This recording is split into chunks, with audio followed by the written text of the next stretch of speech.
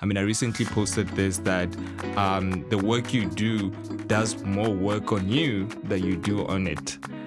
The big dream has always been to have impact. I think, I've always wanted to be that guy in the township, in the community.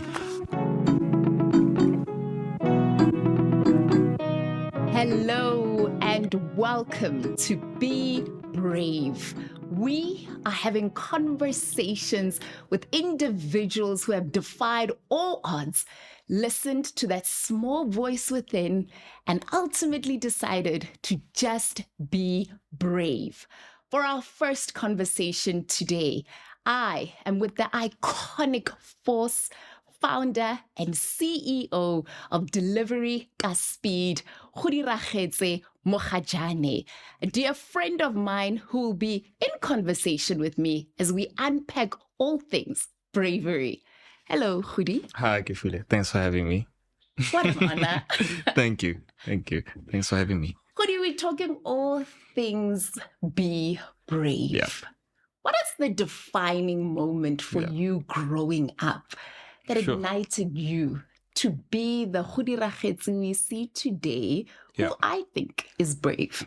Yeah, I think growing up, obviously, I think changing, environments and being in an environment where, no one knows you and you have a chance to really prove yourself and, start building your worth.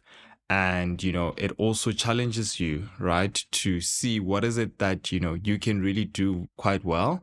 And it's really nice to see people outside of your township, in the urban area, seeing, the good that you can provide to them, the value that you can provide. So I think when I look at my journey, me coming to Joburg has really, defined, my journey to be the Godiragetse that I am today.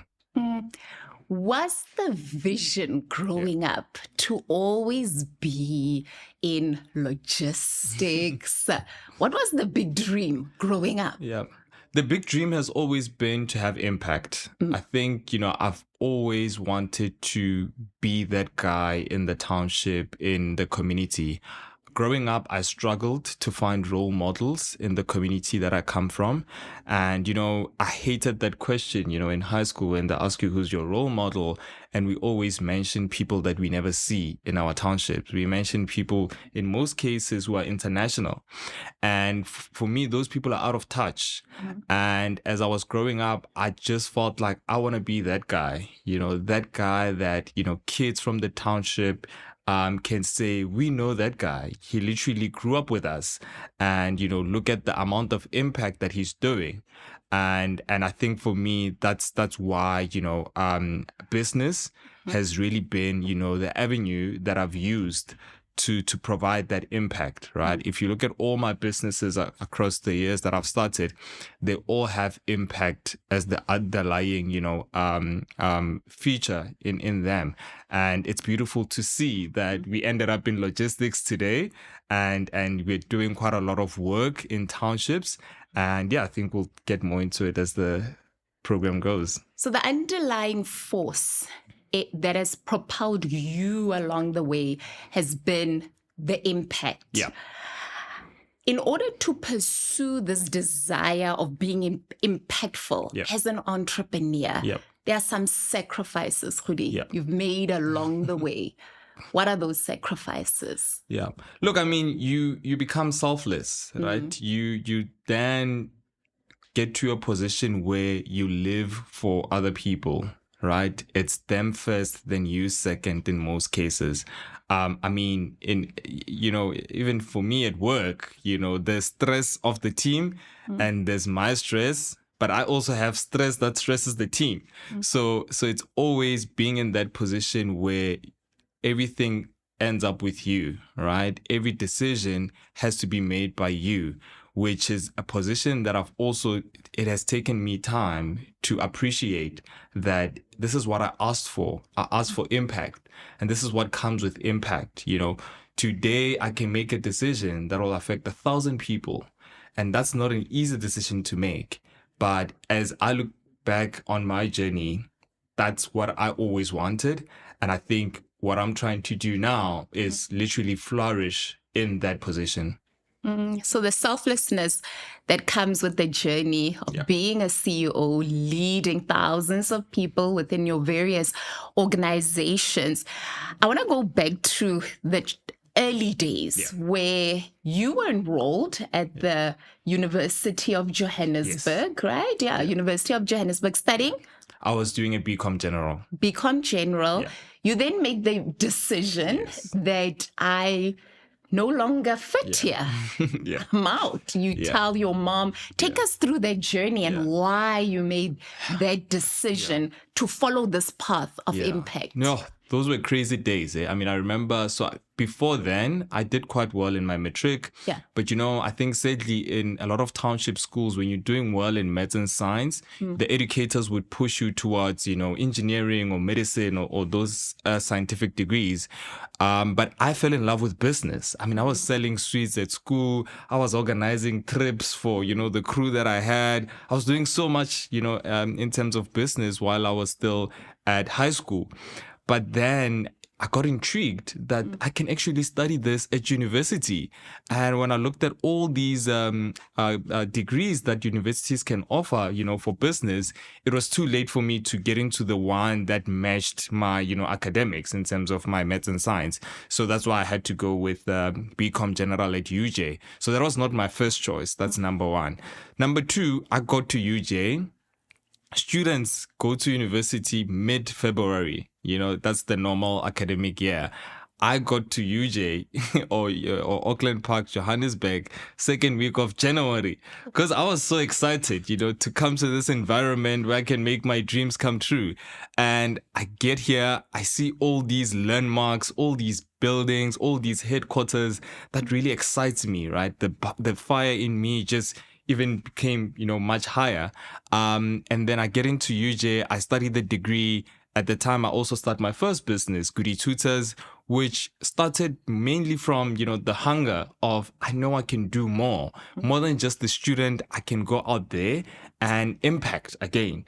And had a couple of students that I started tutoring. It grew to a point where I had to get my own tutors. So I went to university, posted some placards to ask students to now join my tutoring company.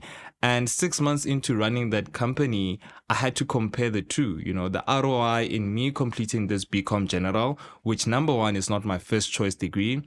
And number two, this, tutoring business that when I looked at the market was serving, a whole completely new market, and the competition was not as big. And I saw a much higher return on me going all in on the business.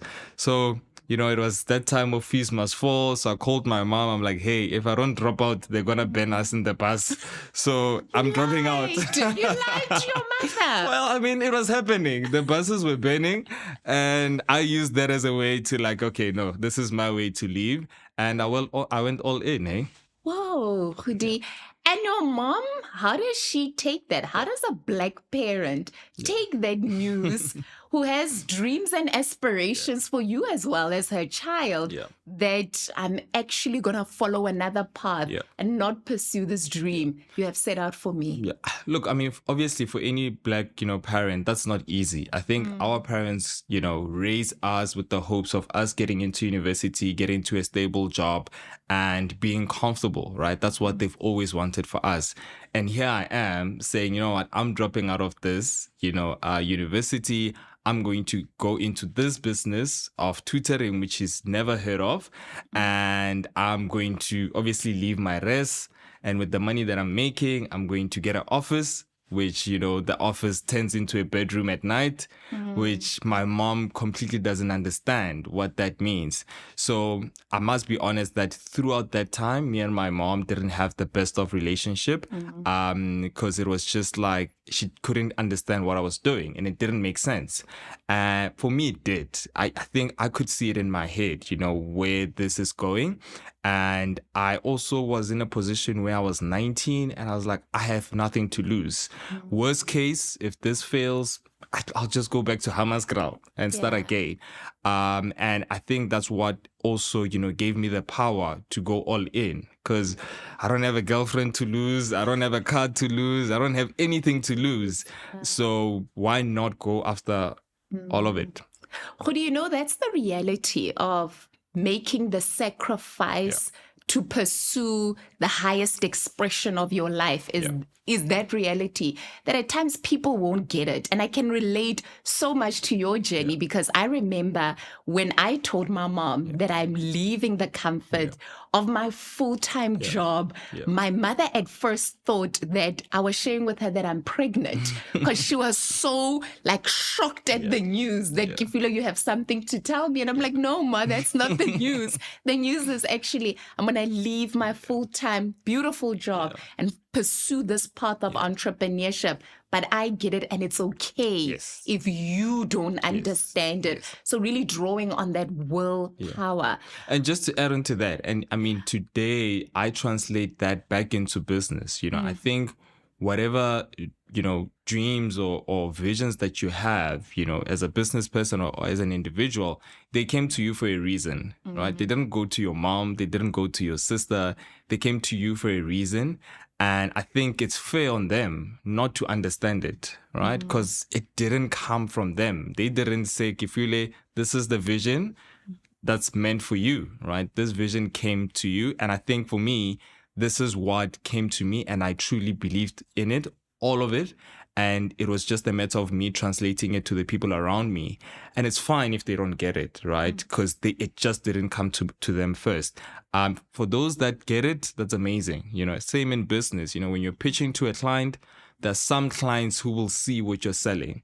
And some, unfortunately, will not see it. And that's fine on them, right? They just don't see the vision that you have. And it doesn't mean that, they are, being negative towards you. So that's what I've learned as well, never to burn a bridge, when the response is negative, because they just don't see the vision. But I'll continue, with the vision that has been brought into my life. Yeah. For those who are watching our conversations and they are feeling stuck in their career, stuck in their businesses, how do you decipher and know this is the vision that is calling me, because I think of you and how you transition from first having the motorbikes out in the township to now the transition of this business to logistics and the cars that you have nationwide in South Africa. How do you decipher when the vision is truly speaking to you? Yeah, I think one, it has to keep you up at night, hey? If you're struggling to sleep and you always have this thing, in your mind and it tells you something has to be done. And I think also have indicators, especially in business, put indicators in place or metrics in place to show you when you are going on the right, channel. I mean, things like profit and loss, that's the biggest indicator, right? To tell you whether you're doing a great job or not. But I think, as you said, there are some people that might feel stuck. I actually don't believe, that people can be stuck. I think in any position where you are, there is value in what you're doing. I mean, I recently posted this, that the work you do does more work on you than you do on it, right? So say that again. The work that you do does more work on you than you do on it. So it basically says there's never a loss in any labor that is done, right? Anything that you're doing in any moment, it works on you as well. It makes you a different person. It gives you a greater experience, right? Even if it might seem mundane, like it's day to day, in the long run, it does something to you, right? And that's why for me, I always love even small jobs, right? I started with tutoring. And I mean, if I can tell you stories about how me coming to someone's home to tutor their child has given me so many opportunities that I'm still even seeing in my current business now. So I think it's all those things where you never want to say you are stuck, but saying where you are now, you could be a waitress, but you could be serving a kifilwe who needs an intern next week, So it's things like that where wherever you are, you have to be there, and it's just a matter of you seeing the signs and taking them when they come. Oh, no matter where you are, you have to listen in on the signs, listen in on the whispers, and be excellent at what it is that you do. Godi, what does it mean to you to be brave? Yeah, sure. I don't know. I mean, I recall, I mean, this is what, 9 years or 10 years ago when I made the decision to obviously drop out. And I'm like, how the hell did I make that decision? Because, that was crazy. And I think as I grow older, the bravery, goes down a bit. But when I remember those days and I remember that small boy, who decided to make such decisions, it's crazy the amount of, bravery that we have when we're young. But for me, what it means, it's literally just listening to your gut. I think, your gut is there for a reason. And it's listening to your gut and being courageous enough to say, you know what, I'm going to listen to my gut, regardless of what everybody else is saying. I'm going to listen to what's inside of me, right? And do what the inside of you says, right? And I think that's what being brave is. I think the worst thing you can do is to lie to yourself. If your gut is telling you go to left and you go to right, you're literally just lying to yourself. You can lie to so many people, but not yourself. Sure. Yeah. Thank you for that. Wow, it's deep. I felt that. I felt that. Yeah. So you've done some brave moves. You've spoken about, making the decision from university where you enrolled and said, you know what, I'm going to pursue the business path, to the work you've done with Godiragetse Speed, the shift from the motorbikes to now full logistics with vehicles across. Recently, I saw a post you put on LinkedIn where you said from Kasi to Kapa. Now you're in Cape Town. Cape Town. Now you're in Cape Town offering full logistics service, Godi. What's the next brave move? Look, I think for us, and that's, I always try to focus on, being the best where we are. What I've learned throughout my journey, and this is something that I've written in one of the books that I contributed towards, was, growth will come. Everything that you always wanted will always come to you, as long as you are doing well where you are currently. I always say, if you focus on your grade, if you focus on grade 1 and you do your 1+1 very well, it's automatic. That's just how the world works. You will get to grade 2, right? You do your grade 2 work very well, you will get to grade 3. The mistake that I did early on in my business years was to fantasize about matric, and where I'm going to take Godiragetse Speed to and all that. And that, even though that's fine, to visualize, the problem with that is a lot of entrepreneurs, we lose sight of where we are currently. We don't pay attention to the customers that we have currently, customers who are paying. Even though they're just 5, even though they're just in Hammanskraal when you start. Yes, I want to go national, but I need to make sure that the clients that I have currently in Hammanskraal are having the best time, right? They're having the greatest service, because it's automatic. Once the customers that I have in Hammanskraal are having a great experience, they'll tell their cousins and family members in Soshanguve. And then we can grow into Soshanguve, right? Because we were good where we were. And you look at even, some of the artists that we have coming out of South Africa, when they go global, we still appreciate them in South Africa. We started appreciating them here. They didn't go global first and appreciate them because they're there. We appreciated them from home. So I think for me, when I look at my next, it's always, am I the best where I am currently? That question will be answered in due time by just, doing the work. Ooh. Yeah. Being the best where you are. Godi, it's Women's Month in South Africa at the moment. And as a good friend of mine, I do a lot of work with women. We run a women development program, women in leadership program. And for me, I feel bravery has no gender.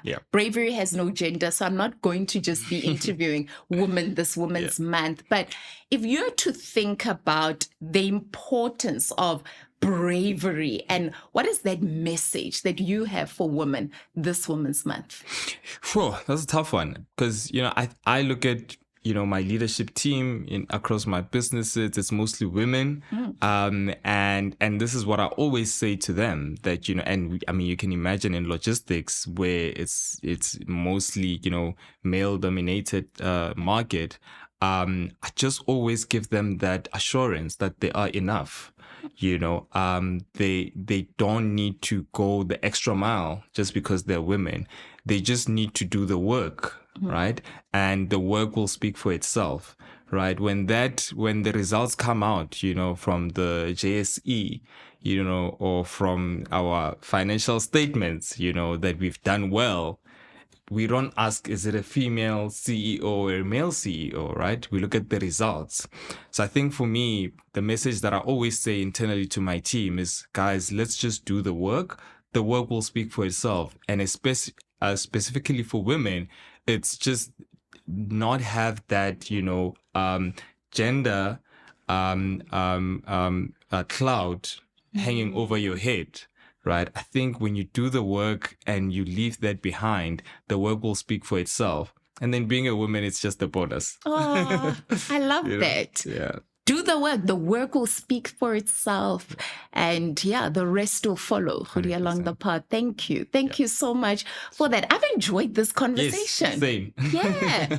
Continue to be brave. Thank you. Fabulous. Thank you, friend. And that is our Be Brave conversation with Godiragetse Mogajane, as we unpacked the importance of just listening to that gut and intuition within you. No matter what it is that you're doing, whether you're an entrepreneur, a professional, a waitress, just do the work, as Godi shared.